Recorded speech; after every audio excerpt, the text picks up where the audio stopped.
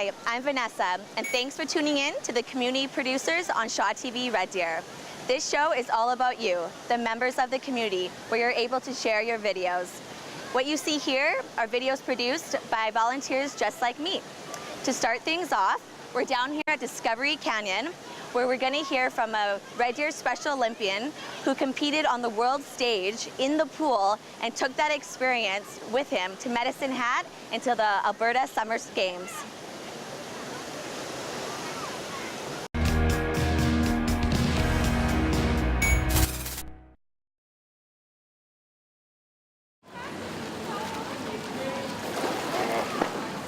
A part of me is feeling a little bit nervous, and a part of it is feeling a little energetic too. Sure, it's not as grand a scale as the Worlds that I went to 2 years ago, but a competition's a competition all the same, and that's all I have to bear in mind with when I'm participating. In the freestyle, the 100 meter to be exact, I am trying to beat the 1 minute 9 seconds that I have been holding for the past few months now. I am hoping to complete that and prove to myself that there is still some great improvements left in me to accomplish. It gives me a sense of pride to be both a rival and a fellow competitor athlete among people from both my team and other people from across the province, to show exactly what we're capable of and show good sportsmanship to ourselves and each other. If anything I'm certain of, it's that they're always full of surprises, regardless of their conditions and their and mental disabilities, because everyone may not be best at everything, but everyone's good at something.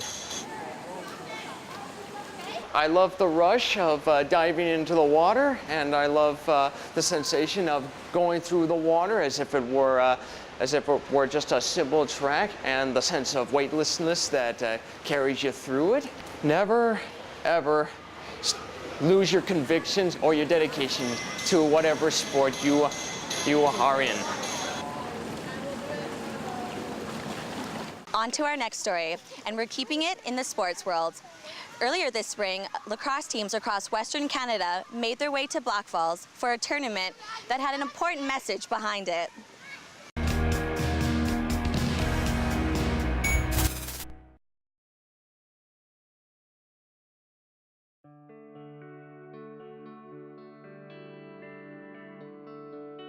Well, we started this about 5 years ago when Brucey Cott was out with our technical director, and he came out with us and was willing to work with us and give our Junior B program here in Red Deer the opportunity to play at a Junior A level.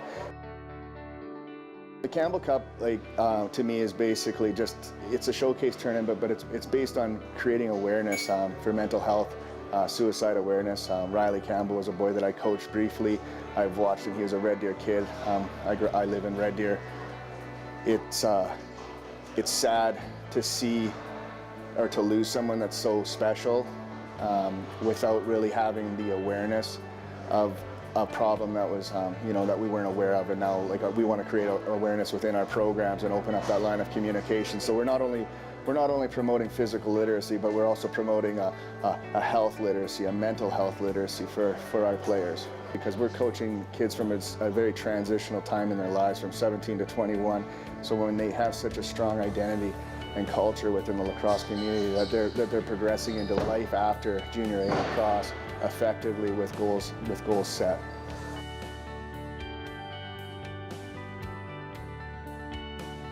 We use the term, and it kind of sounds contradictory, but it's all will, no skill. And he would buy into that. It's just an all-heart player, a guy that's willing to go 110%, even in practice. Okay, so it's we like to use the term leadership by example in any respect, and he always did that. He's a very dedicated person. I like to use Riley as an example within my instruction because, again, like a guy that leads by example and puts in the effort and comes out 110%. It didn't matter what the drill is.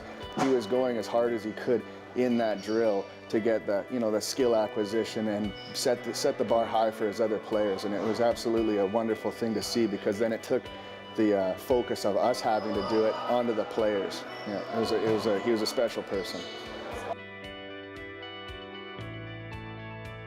I just hope that the focus remains on giving kids an opportunity, younger players that are away at school, creating the opportunity for young and growing the game within Central Alberta, but we're also opening up the lines of communication and promoting the physical and health literacy for our players.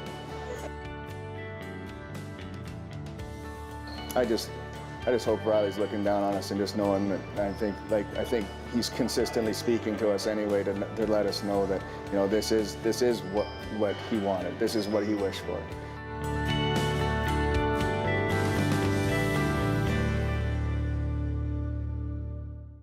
When we come back, we're going to find out more about a food program to help people feeling a pinch get their groceries. Welcome back to the Community Producers. I'm Vanessa. It's a unique solution to help people who are struggling to put food on the table.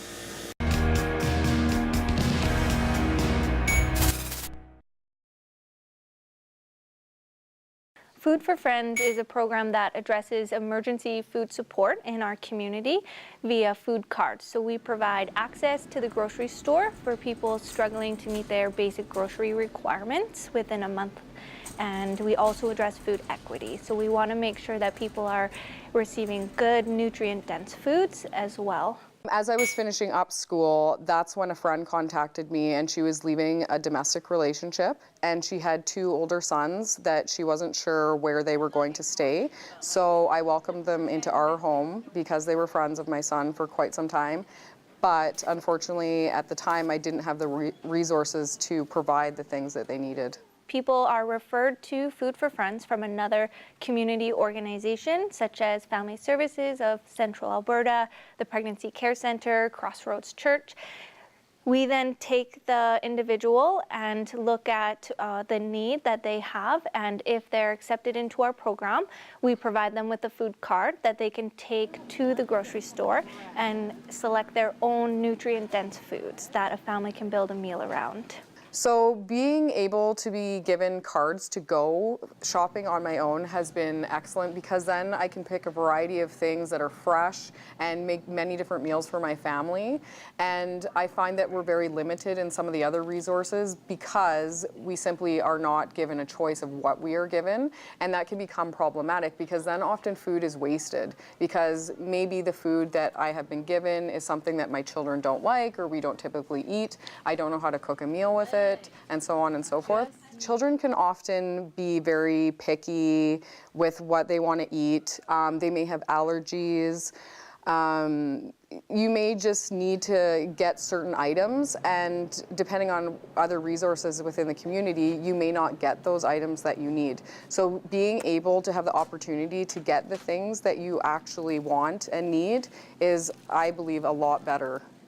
I know sometimes people feel discouraged about asking for help in general, and I just find that this program is more empowering because that way you don't feel like I have to go somewhere and wait in line. I have to go somewhere and ask for help in a way that makes me feel undignified. This is a progressive program that helps people. It's a way for low-income residents to feel empowered when they're at the grocery stores. We don't just hand out food, we also teach people how to best utilize that food that we're giving them, and that can really change someone's life. Next up on Community Producers, volunteer David Dinnan put together this video which introduces us to a pair of volunteers who give their time to the Central Alberta Theatre in Red Deer.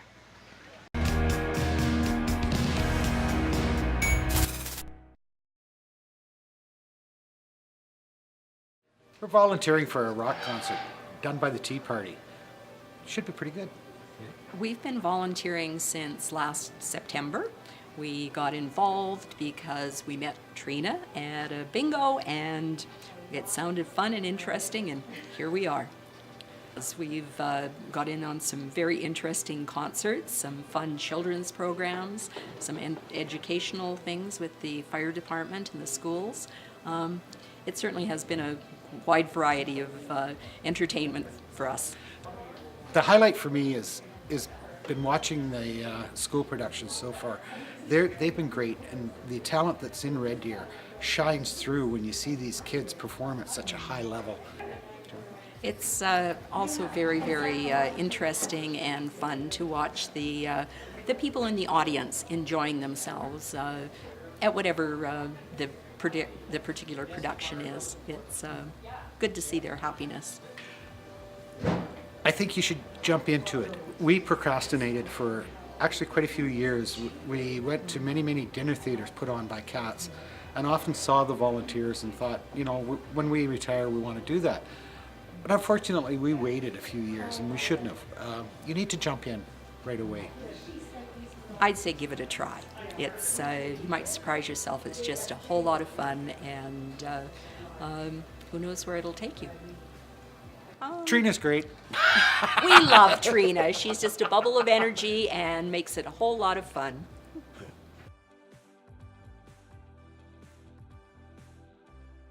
Once again, a Shaw volunteer has stepped up to produce a story for you.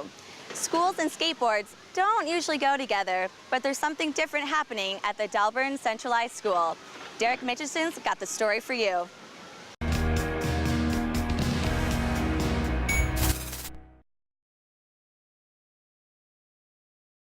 Schools and skateboards don't usually come to mind at the same time.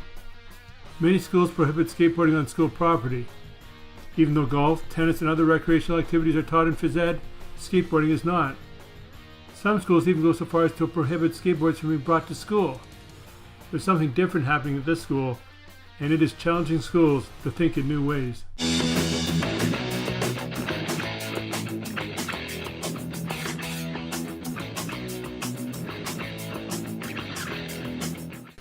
It's June 7th, 2017, and we're here in Delburn, a village of about 890 people, situated 30 minutes west of Red Deer. Jesse, tell everyone what's happening here today. Today we have a tournament that's going on. We have a bunch of kids that come from a bunch of other schools linked to Chinook's Edge, and you go against each other to see who has better tricks. Schools usually do stuff like volleyball and basketball and stuff like that, and badminton and track and field and stuff. Like that, yeah. What's with this doing the skate park stuff? Well, we thought it'd be cool to do like a school-based comp, so like anybody in like schools around us and that can come down to the skate park and have like a comp, just hang out, go against each other, and just keep it school-based. It's pretty cool. Yeah, just have some fun riding. Test our abilities with other athletes, right? So riding with the other athletes and that's pretty good. First thing in the morning, school buses descended on Delburn from Didsbury, Olds, Sylvan Lake, and Stettler for the second annual Ghost Rider Invitational Skate Park Competition. 31 participants represented 6 schools and 2 school divisions and participated in skateboarding, BMX, or scooter competitions. The venue is the Delburn Skate Park, a modern concrete skate park which was constructed in 2015.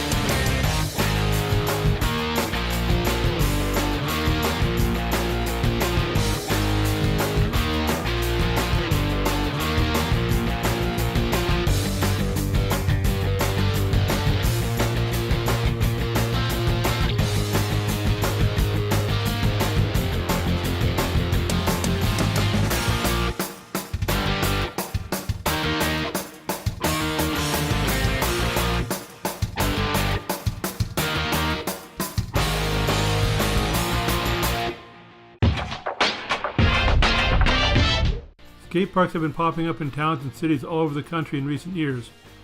Communities have come to recognize the immense recreational value skate parks offer to people of all ages. Action sports are catching the interest of youth who enjoy unstructured recreation. They enjoy riding their bike, scooter, or skateboard, and progressing as they learn new tricks. My granddad, he gave me a scooter when I was very little, and I just liked it, so I started doing tricks.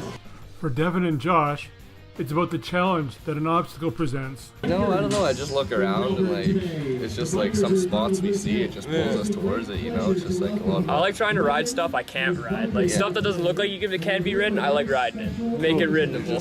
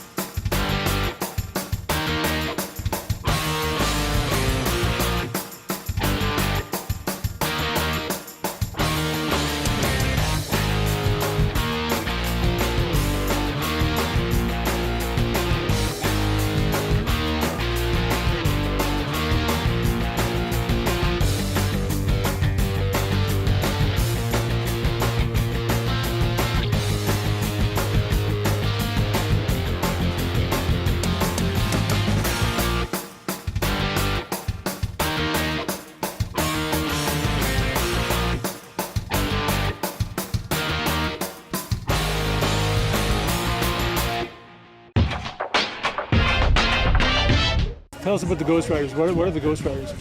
The Ghost Riders are a group of kids that fundraise to get the skate park back there because we used to have a really bad one and we wanted a new one since we used it so much. The old park in Delburn was a small collection of steel modular ramps spread across an asphalt pad.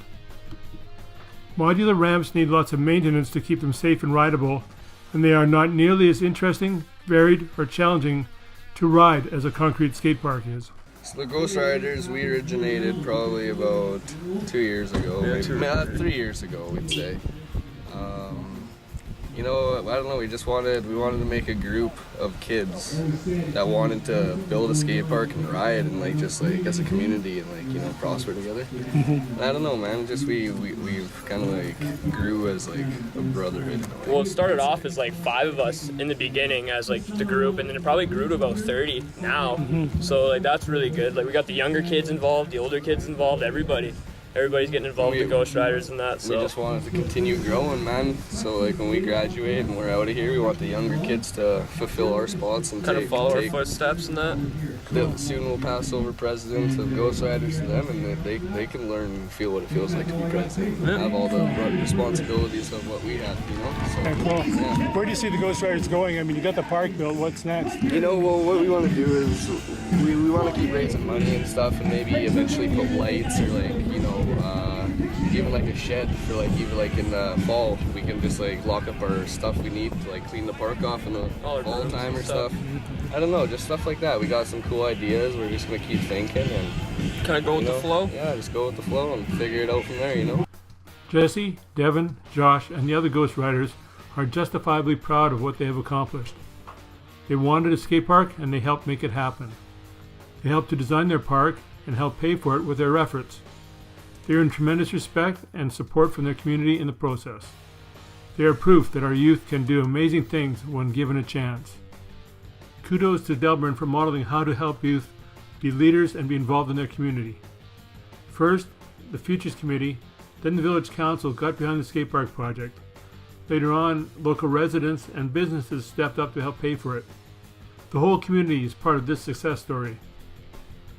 Unlike most schools, which would shy away from anything related to skateboards, when the youth approached Delburn's centralized school about a skate park, the school supported them 100%.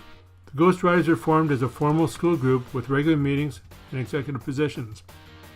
The advocacy, planning, and fundraising work for the park were used as learning opportunities to help the Ghost Riders get the skate park they wanted and develop valuable skills and experience that will last a lifetime. The benefits of intramurals, athletics, and student leadership are well recognized in improving school climate and student success. These benefits can also be available for youth involved in action sports who may not be interested in the usual sports that schools offer. Schools everywhere need to offer more action sports events for their students, such as inter-school events like this one, fun, non-competitive intramural events, how to skate or ride lessons, using a skate park as a photo or video shoot location for CTS projects, or offering a skateboard option, such as at least one middle school in Alberta is doing.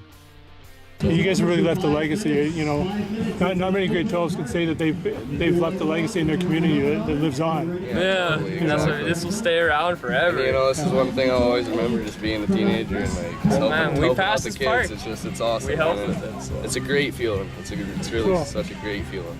So. The success of the Albertan Ghost Riders should have schools and communities everywhere looking for new ways to connect and work with youth. The Ghost Riders have left a powerful legacy, not only in the concrete of the skate park and the annual competition held there, but also by becoming more capable and more confident individuals. And they've affected their community too. As one Ghost Rider explained, "We are changing the way the people of this community view riders." Apparently, learning and personal growth is a two-way street.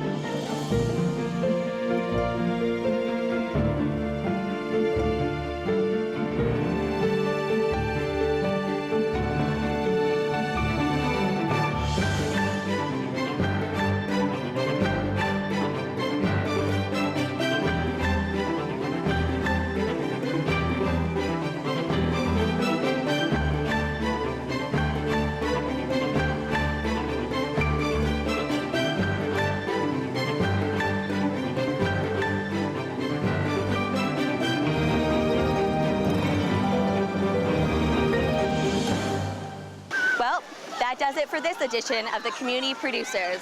Now, if you want to be a part of the team as a reporter, an editor, a videographer, or you have a video you'd like to share, then please get in touch with us using the contact information on your screen. I've been your host, Vanessa. Thanks for watching.